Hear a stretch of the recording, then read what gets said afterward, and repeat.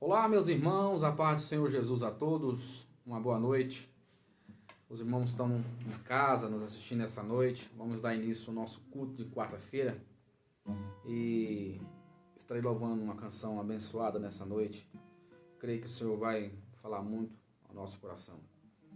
Também gostaria de deixar uma palavra do Senhor Jesus que está em Salmos 37, diz assim, versículo 39. Do Senhor vem a salvação, do justo, ele é a sua fortaleza na hora da adversidade. Ou seja, o Senhor, ele tem cuidado de nós, né? E continuará cuidando nesse momento tão difícil que nós estamos passando, né? Todos nós. Porque o Senhor, ele é fiel na nossa vida, amém?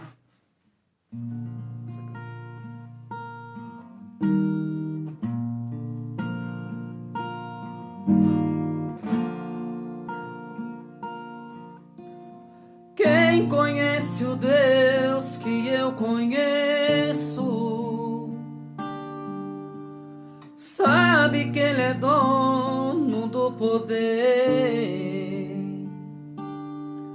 A majestade de sua casa, a glória é seu endereço. Só Ele tem a decisão e faz o que quiser fazer. Nunca houve engano em sua face, nem a injustiça em seu olhar. Em seu caráter não há dúvida, nem máscara, nem disfarce.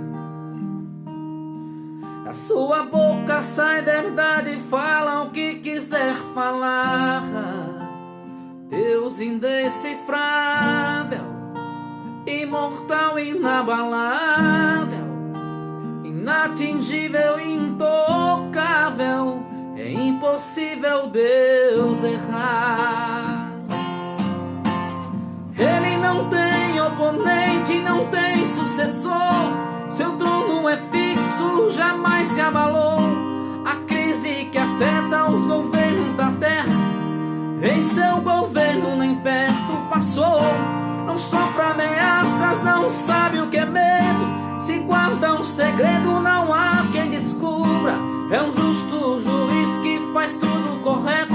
Se faz um decreto, não há quem derruba. Eu sirvo a Ele, adoro Ele, dependo dEle.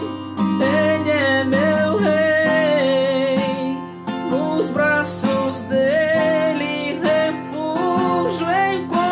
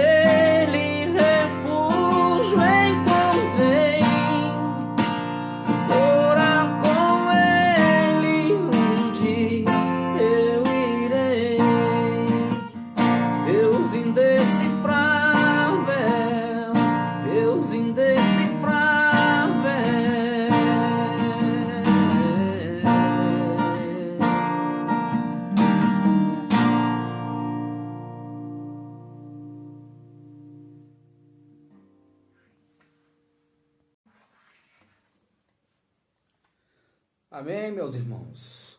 Glória a Deus. Deus nos prometeu que sempre estaria conosco, em qualquer circunstância da nossa vida. Aleluia. Essa canção que ele louva nessa noite tem por título Deus não falha. Oh, glória.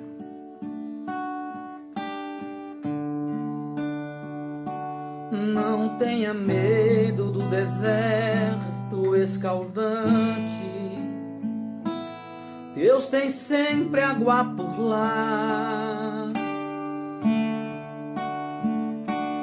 Não tenha medo da fornalha fulminante.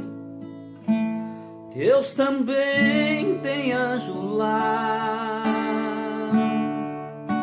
Não tenha medo de atravessar o mar, porque Deus vai segurar as águas pra você passar.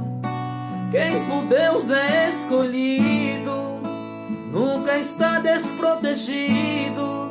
O outro lado vai chegar. A providência de Deus onde você for. Tem maná, tem água e pão, porque teu Deus é provedor. E você não está só, porque tem ao seu redor anjos fortes do Senhor. Não tenha medo. No deserto, no mar ou na fornalha, você tem um Deus que não falha. O olhar de Deus é verdadeiro, porque Ele é fiel e não falha. Não tenha medo. Se você orar e confiar, Deus vai te responder. Deus não falha. Os exércitos de Deus trabalham quando você crê. Deus não falha. Deus não falha.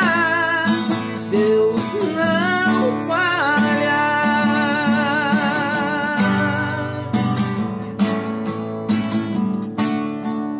Oh, aleluia, Deus não falha.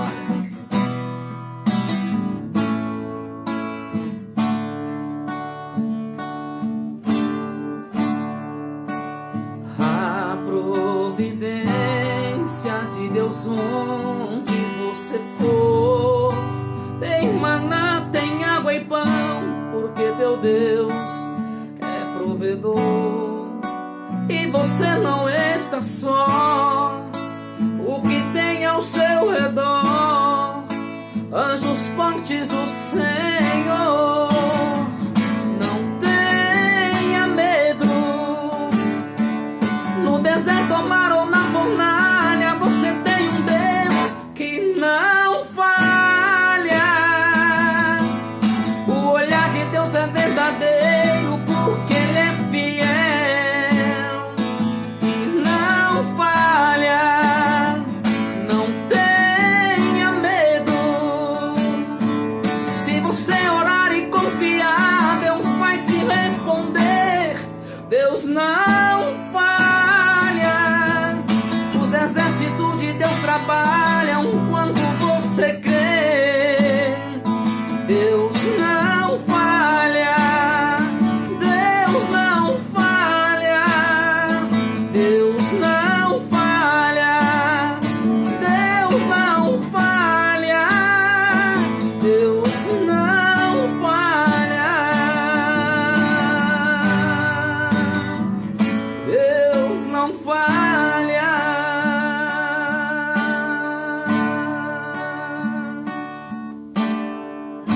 Oh, glória, Deus não falha. A paz do Senhor, meu prezado irmão, minha prezada irmã. Hoje, culto de ensino da palavra do Senhor. Queremos hoje abordar um assunto muito importante que está lá no livro de Gênesis, capítulo 39, versículos de 1 a 4. Vamos falar de um personagem justamente sobre José, o patriarca.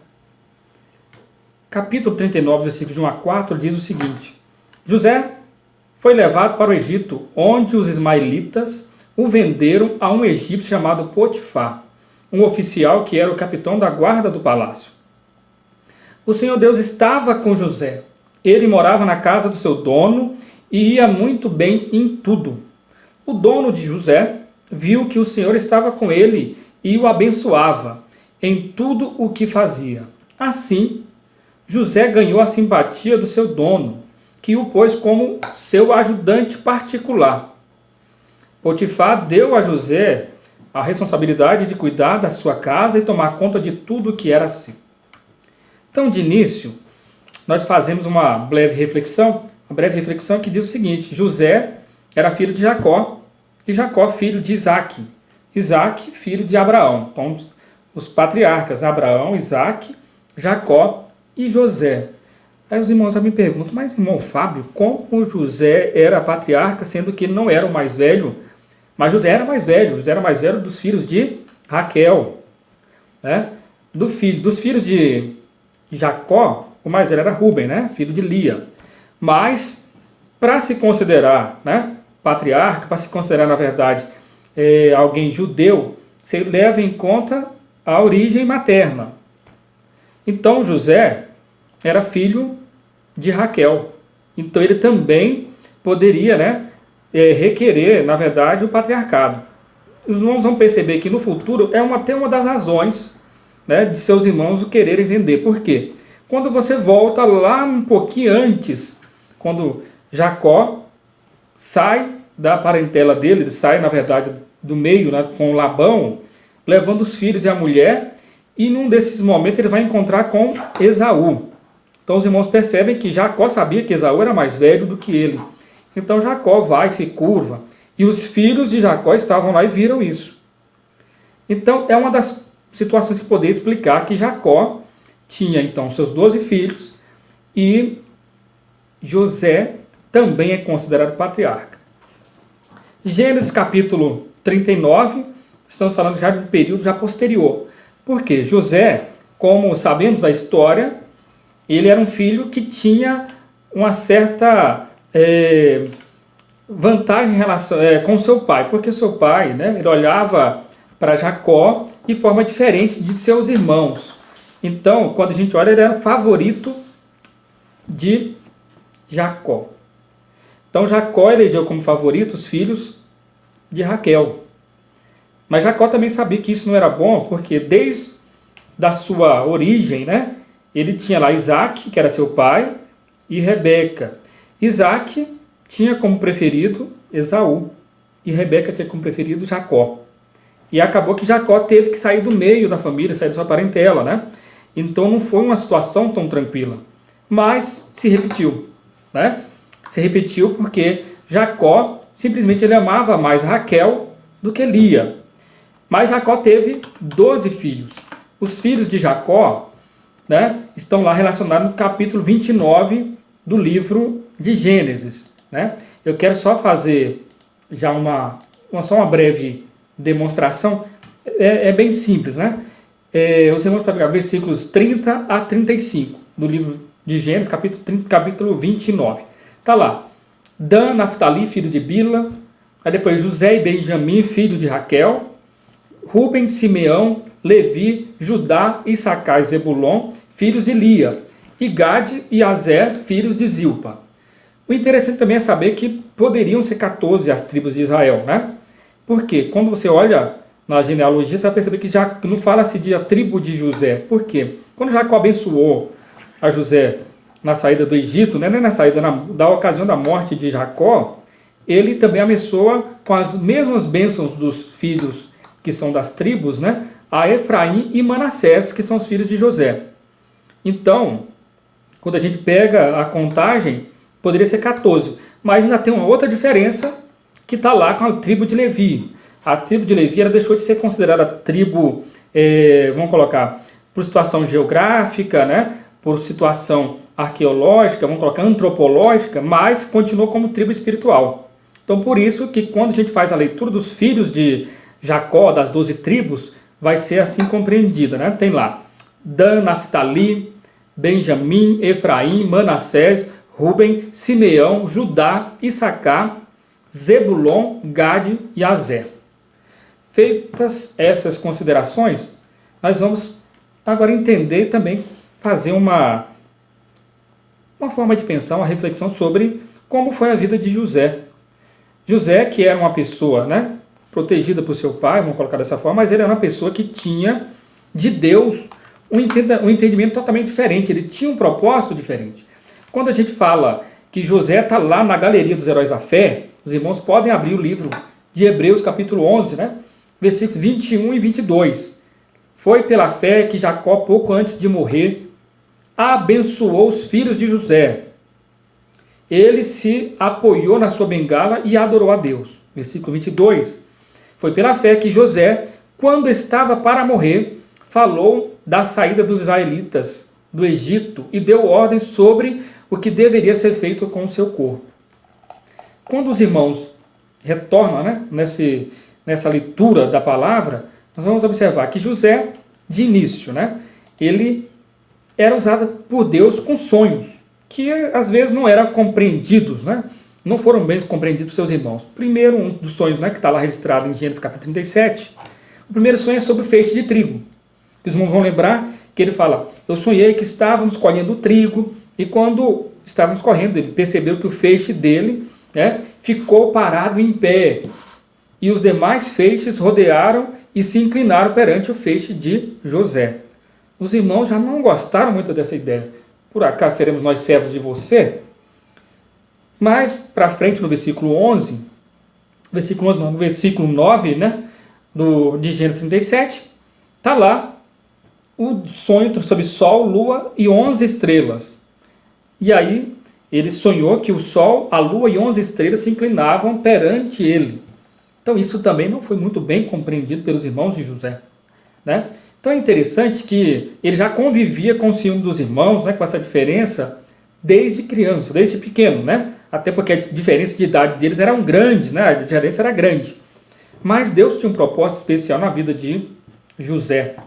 Mesmo acontecendo o que houve, né? Os irmãos de José o venderam aos ismaelitas. E por sua vez os ismaelitas venderam a Potifar. Quando José chega à casa de Potifar, Potifar consegue perceber as habilidades e os dons, né? E as qualidades de José.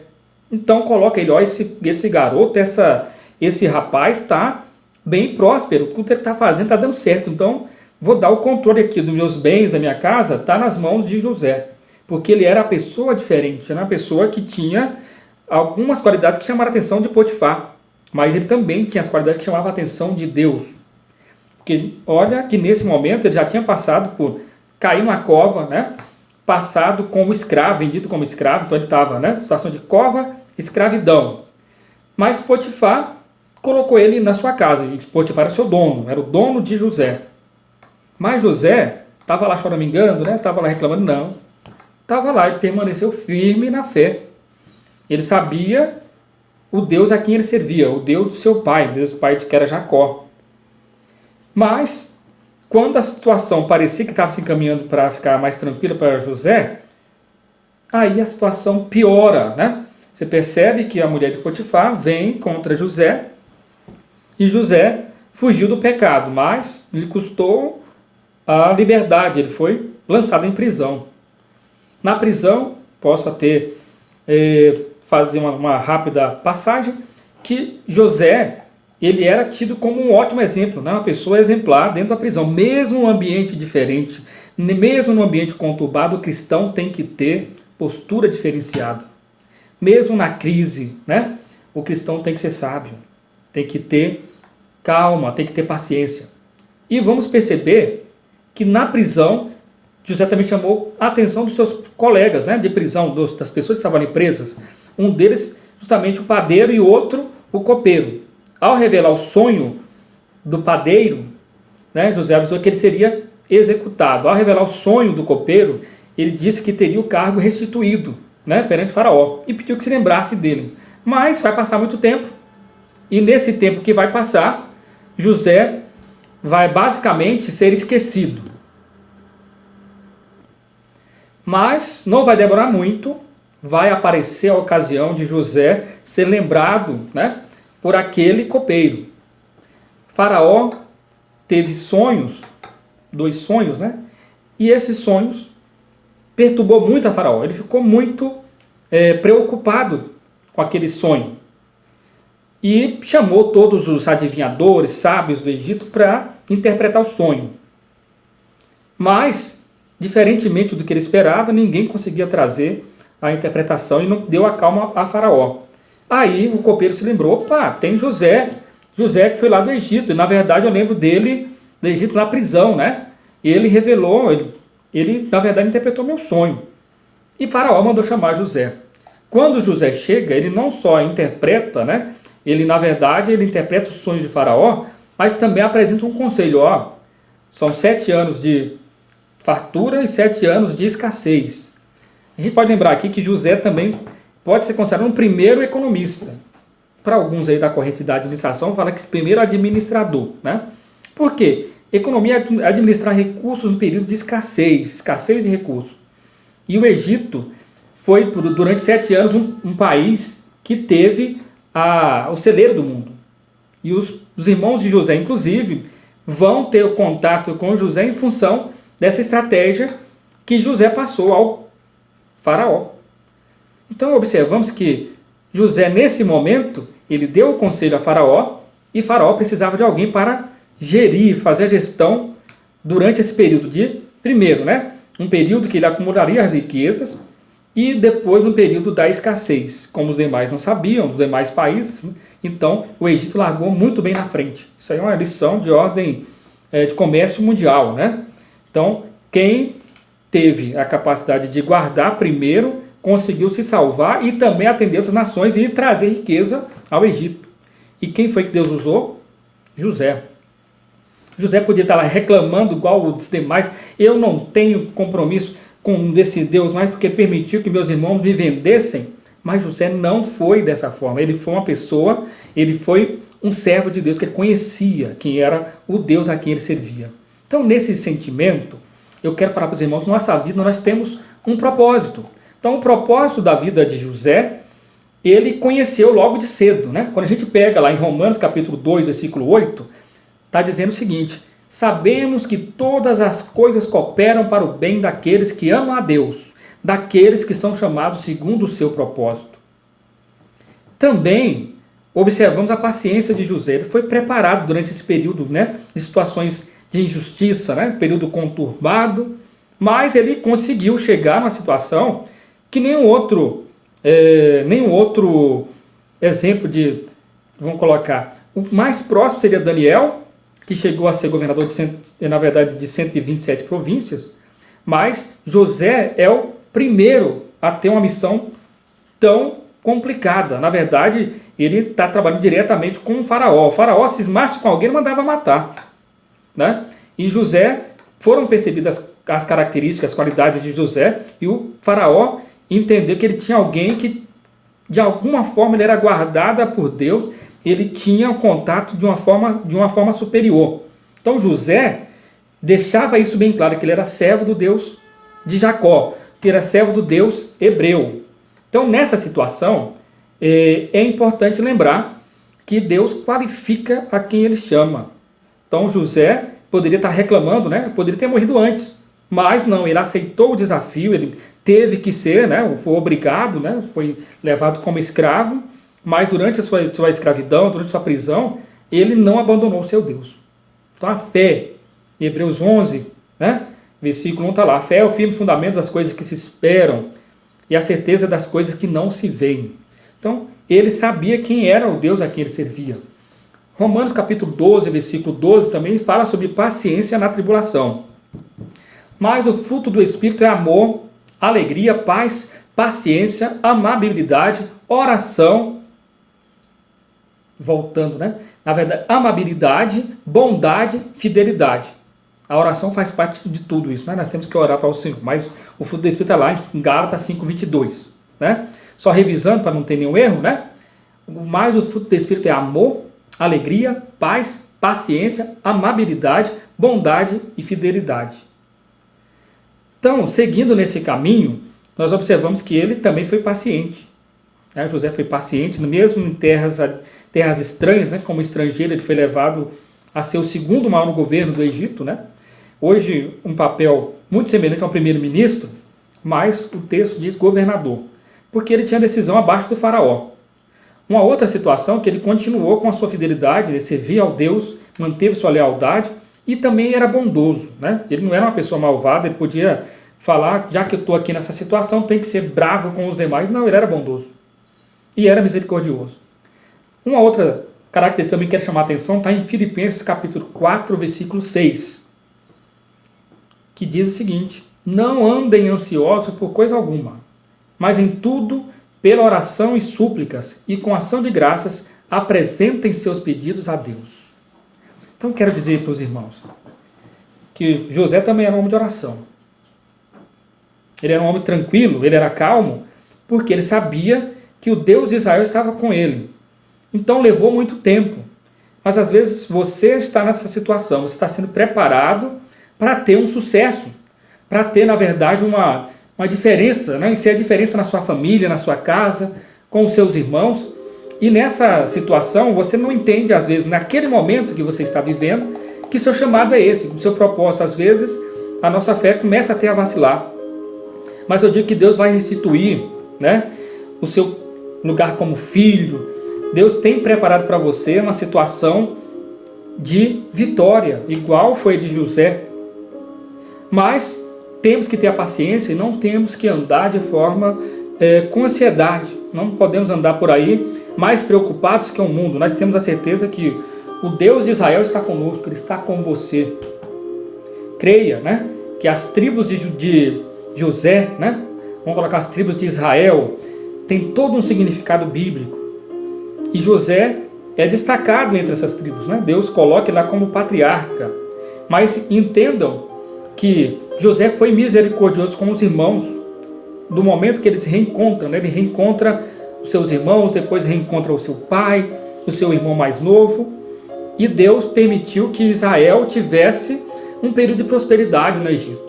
É claro que o tempo passou, mas José foi lembrado como o filho favorito de Jacó, mas também ele foi lembrado quando a gente vê a arca do tesouro, quando o povo de Israel sai do Egito, eles levam os ossos de José. É uma reverência a um líder de tremenda grandeza.